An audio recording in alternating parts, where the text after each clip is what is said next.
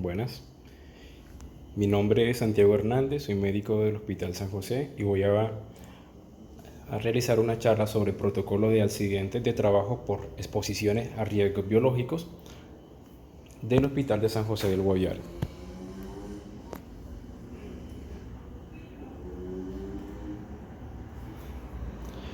El objetivo de esta charla es definir directrices de intervenciones para la atención del personal con exposición de riesgos laborales y no laborales ante las infecciones que vamos a tener en principal instancia, que son el virus de la inmunodeficiencia humana, la hepatitis B y hepatitis C. El alcance de este protocolo es aplicar a todo personal que trabaja en la institución que está expuesto al riesgo biológico. También informar que contamos con un kit de profilaxis post-exposición que cuenta con un conjunto de pruebas rápidas, medicamentos que son necesarios para la profilaxis temprana para el VIH y la hepatitis B. También este kit hay que recalcar que está disponible las 24 horas en la institución.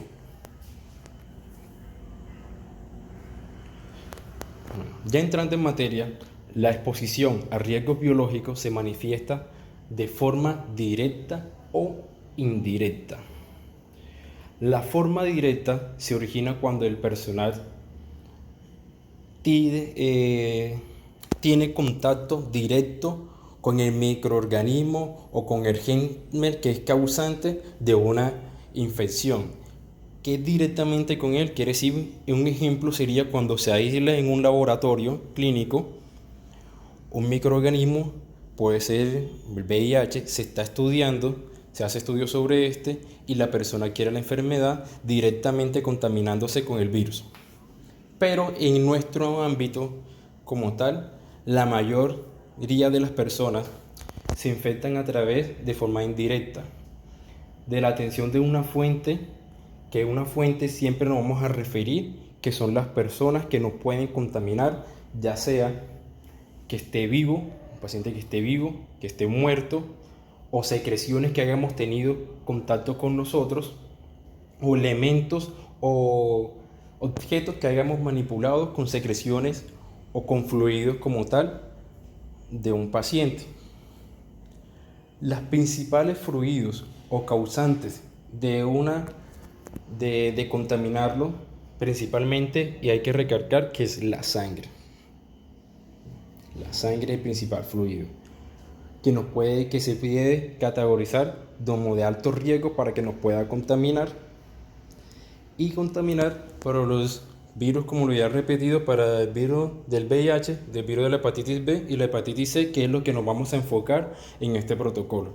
También hay otros tipos de sustancias o fluidos que nos pueden contaminar, que son como son el líquido cefalorraquídeo, líquido sinovial, líquido pleural, líquido peritoneal, líquido pericárdico, líquido amniótico, secreciones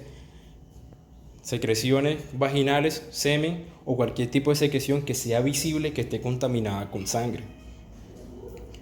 Esas son las principales como que agentes que nos pueden transmitir este tipo de virus.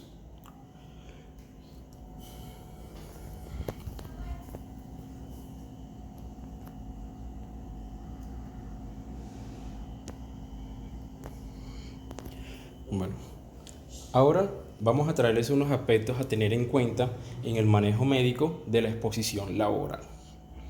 Entonces, son varios ítems que debemos llevar y tener en cuenta cuando queremos clasificar a nuestros pacientes que tengan características de la exposición de riesgo laboral o no laboral.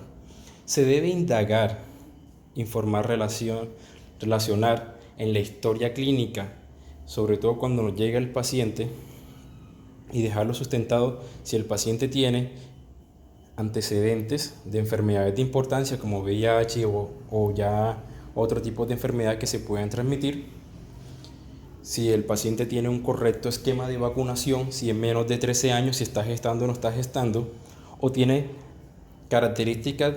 También hay que ver tanto de la fuente, que va a ser la persona que no puede contagiar, como de la persona a la cual fue expuesta a que tuvo riesgos biológicos con el paciente. Entonces, esto debemos tenerlo muy en cuenta, que tenemos que escribir tanto antecedentes de las dos personas y dejarlos registrados en la historia clínica. También se debe registrar cómo sucedieron los hechos en los cuales se expuso la persona y los mecanismos cómo se causaron. Para tomar la decisión de iniciar o no iniciar una profilaxis, se debe que tener en cuenta lo anterior descrito: el mecanismo de la exposición, qué tipo de fluido causó o tuvo contacto la persona que se expone, antecedentes de vacuna de esta persona y antecedentes también de la persona, de la fuente de vacunación, y antecedentes también médicos, ¿no? Que tener en cuenta. No existe una profilaxis. Hay que recalcar que esto va a determinar cuándo iniciamos profilaxis, primordialmente para la hepatitis B y para el virus de la inmunodeficiencia humana, dado que hay que recalcar que no existe una profilaxis efectiva frente al virus de la hepatitis C. La evidencia científica nos demuestra que es mejor tratar como tal ya la persona cuando esté enferma que prevenir o dar profilaxis para este tipo de enfermedad. Entonces, el cuadro que van a ver en la diapositiva nos va a representar lo que le acabo de decir, que si nos llega el paciente, apenas el paciente fue expuesto, lo primero que debe hacer es informar, llenar el formulario y a urgencias lo más pronto posible. Efectivamente, antes de 24 horas se debe realizar una historia clínica detallada por el médico, donde debe ir anexos como tal. En resumen, debe ir anexos lo que es los antecedentes tanto de la fuente como la persona expuesta, antecedentes médicos, debe haber registrado antecedentes de vacuna, que si sufre de algún tipo de enfermedades o alergias. También debe ir consignado si está gestando o no está gestando, si es una persona mayor o menor de 13 años, y con este conjunto de cosas se va a determinar el inicio de la profilaxis. ¿Por qué es importante? En el ejemplo más importante podemos tomar el de la hepatitis B, que si una persona tiene un esquema de vacunación y tiene anticuerpos para ahí eso nos va a ayudar a tomar una conducta. Si una persona tiene VIH, lo que debemos hacer es también registrar de forma clara que si está recibiendo tratamiento para su VIH, si tiene una carga viral reciente, y según esto nos va a ayudar qué tipo de profilaxis vamos a realizar en este paciente, si es candidato a no realizar profilaxis o no es candidato a realizar profilaxis. A grosso modo se lo explica así, y en el transcurso de la presentación le iré informando cómo se va presentando esto. Bueno, la tabla que acá les muestro es cuando ya definimos si la persona requiere o no requiere profilaxis, pero en este momento nos vamos a enfocar en lo que es en el virus de la inmunodeficiencia humana. Es importante intentar conocer la situación serológica frente al VIH de la persona fuente. Los resultados se han de conocer preferiblemente las primeras 2 horas. En caso de que la paciente fuente tenga infección por VIH positivo ya conocido, es fundamental conocer las características virales, el esquema de tratamiento, así como la historia farmacológica que tiene este paciente. Y si tiene una carga viral, como le mencionaba anteriormente, si la carga viral es baja, esto nos va a influir si es necesario o qué tan pertinente es iniciar la profilaxis, porque si tiene una carga viral baja, más de 50, obviamente la forma de contaminación va a ser menor. Otro aspecto a tener en cuenta: si no se puede conocer la situación serológica del paciente, que es la fuente, que el paciente se fugó, no se le pudo tomar muestra, no tiene conocimiento si sufre de VIH o no tiene VIH, lo ideal en este momento es iniciar la profilaxis la forma más temprana y oportuna posible, antes de 24 horas, si es en lo posible. Si conocemos que es un caso que es evidente que tuvo exposición a secreciones sanguíneas, como le mencioné anterior, que son de alto riesgo para poder contaminarlo, lo ideal es iniciarla antes de las 11 horas la profilaxis para el VIH. Se debe iniciar profilaxis si tiene entre las 24 horas se debe hacer lo posible o antes de 72 horas. Es lo ideal, no dejar pasar más tiempo porque esto obviamente va a influir en lo que es la eficiencia de esta profilaxis. La profilaxis también a nivel percutánea a secreciones de riesgo alto o muy alto se requiere realizar siempre profilaxis. Entonces, para poder entender la tabla que encontramos en su mano, que van a ver en su mano derecha, hay que tener muy en cuenta los puntos claves que les resumí en lo que es en la tabla izquierda. Entonces, como lo venía mencionando, si la secreción es percutánea, se debe clasificar si es con sangre, riesgo muy alto o riesgo alto, y se debe iniciar profilaxis de forma temprana. Si tiene exposiciones con otro tipo de secreciones, como son las secreciones como heces, o son orina, o secreciones salivales, o sea, en realidad no amerita iniciar profilaxis, entonces tenemos que tener muy en cuenta eso. Y así sucesivamente. Si la secreción es causada por líquido cefalorraquídeo, líquido amniótico, y este está contaminado con sangre, o no sabemos la fuente de realidad, su perfil serológico para el VIH, o no sabemos su carga viral, lo ideal es iniciar lo más pronto posible la profilaxis en los pacientes. O en este momento sería la persona que fue expuesta a un riesgo biológico. Bueno, este en breve una forma de resumen de lo que le acabo de explicar anteriormente, por si fue un poco confuso, se debe tomar lo siguiente, por lo menos.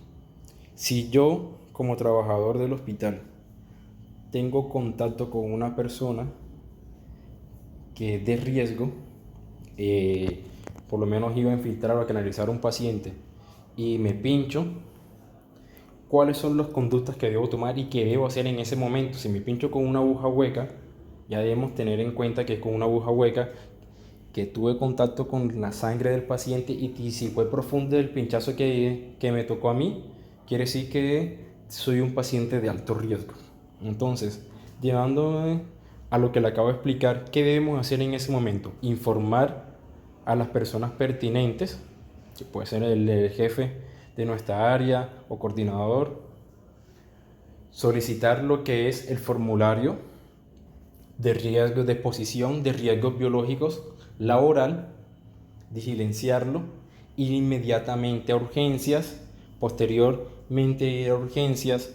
Esto siempre recargo, esto tiene que hacer recalcos, tiene que hacerse antes de las 24 horas, idealmente, y si está entre las 2 horas posterior a que se ha realizado el evento, mejor.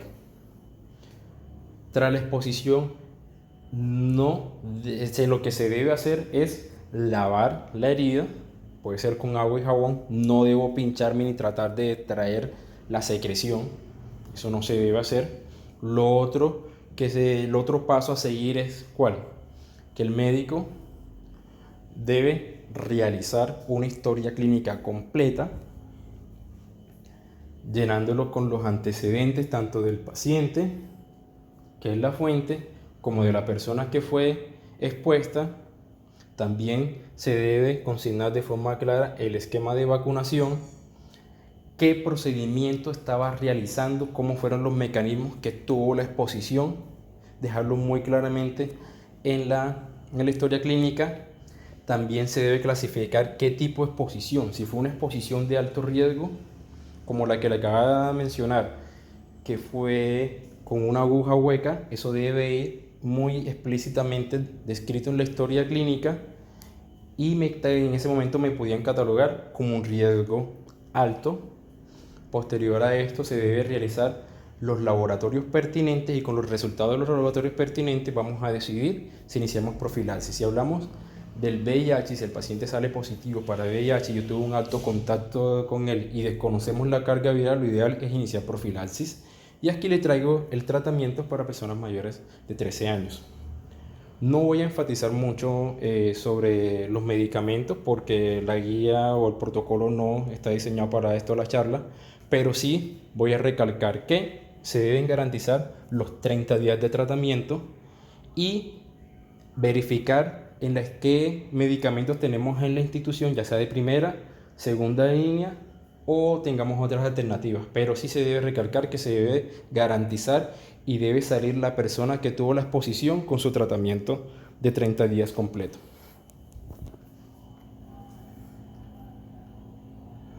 Bueno, ya que hablamos de VIH, hicimos un resumen previo, ahora vamos a hablar de la profilaxis para la hepatitis B. La profilaxis de la hepatitis B va a constar en realidad de dos cosas. Primero, que es importante, como veíamos repitiendo, el esquema de vacunación, y si este esquema de vacunación que recibió la persona que fue expuesta creó anticuerpos contra la hepatitis B. Esto va a determinar qué tratamiento vamos a seguir, ¿sí?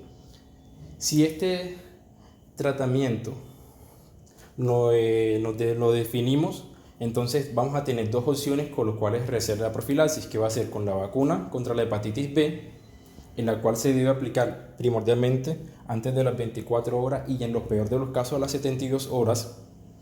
Y el esquema que se recomienda en el protocolo es el esquema 0, 1 y 6 meses. O sea que en el momento de la exposición, al mes de la exposición y a los 6 meses.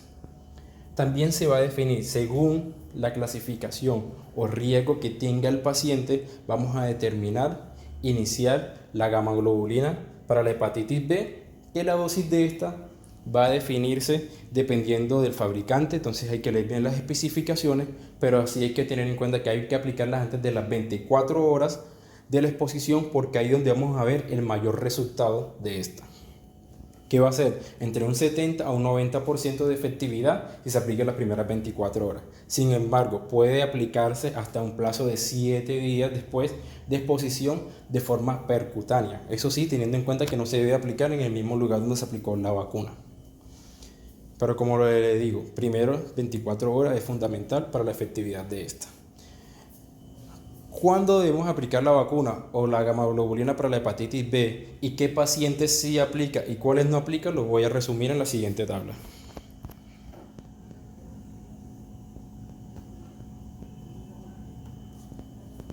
Bueno, la siguiente tabla nos va a tener varios, presentaciones.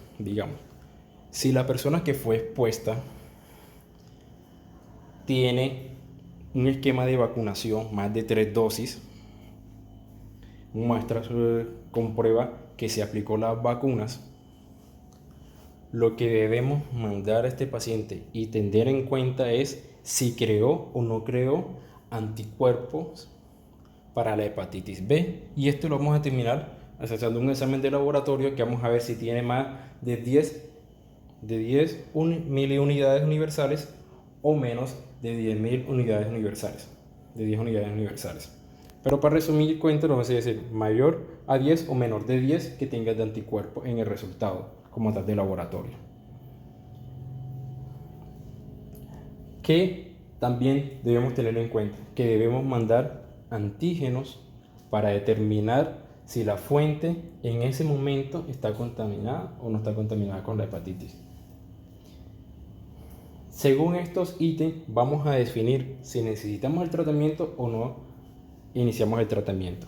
En el caso de ser un paciente o una persona que se expuso, que tiene un esquema comprobado de vacunación, lo que debemos es mandarle el examen de anticuerpos a estos y determinar si es mayor de 10, si en el caso que es mayor de 10, supongamos, y desconocemos como tal la fuente, no sabemos porque el paciente se fugó, se fue, que no ha pasado, o si tiene un resultado positivo o negativo para los antígenos, lo ideal en este caso es no iniciar ni gamma globulina, ni vacunación, ni hacerle seguimiento. ¿Por qué? Porque esta persona tiene anticuerpos positivos, tiene anticuerpos lo que es mayor a 10 para la hepatitis B.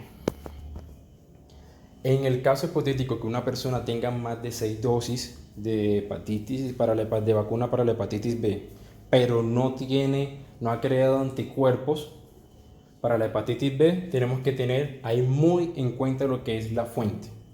Si la fuente, los antígenos salen positivos o se desconoce, se debe iniciar gamma globulina o una dosis ese mismo día de la exposición y una otra dosis a las 4 semanas. Si la prueba sale negativa a la fuente, no es necesario realizar lo que es la profilaxis. Vamos en otro caso, que sería, si tenemos una persona que ha tenido apenas 3 dosis para la hepatitis B, pero no ha creado anticuerpos para la hepatitis B y desconocemos la fuente o el resultado de la fuente es un antígeno positivo para la hepatitis B, debemos iniciar lo que es la gamma globulina, una dosis, el día que se produjo el accidente, y se debe iniciar el esquema de vacunación, como lo había mencionado anteriormente, de 3 dosis, siguiendo el esquema 0, 1 y 6. Sería que el día de la exposición, al mes y a los 6 meses. Pero si esa misma persona se ha aplicado apenas 3 dosis de la vacuna, pero no crea anticuerpo, pero sí tiene anticuerpo, ahí lo que debemos hacer es aplicar el esquema de vacunación, como lo hemos planteado con 3 dosis, que sería 0, 1 y 6. Pero esos son casos donde contamos con laboratorios que nos va a reportar de forma inmediata si la persona tiene anticuerpo o no tiene anticuerpo. Pero si desconocemos este resultado de tener o no tener anticuerpo, desconocemos que si la persona que fue expuesta se aplicó o decidió no aplicarse la vacuna, ahí es fundamental tener la prueba que mandamos apenas se reporta el accidente, que es el antígeno a la fuente. Si el antígeno de la fuente es negativo, lo que debemos hacer es mandar a esta persona expuesta a aplicar el esquema de vacunación descrito. Si sale positivo o no conocemos o no se le pudo realizar el estudio a la fuente, lo ideal es aplicar la gamma globulina, una dosis en ese mismo momento, y aplicar el esquema de vacunación, más realizar lo que es un control de a los 6 meses con antígenos, para decir ya creó antígenos como tal para la hepatitis B. Esa es la forma como tal debemos iniciar la profilaxis para la hepatitis B. Bueno, yo le hablaba sobre los laboratorios que debemos tomar, lo que es en los pacientes que cursan con un accidente laboral.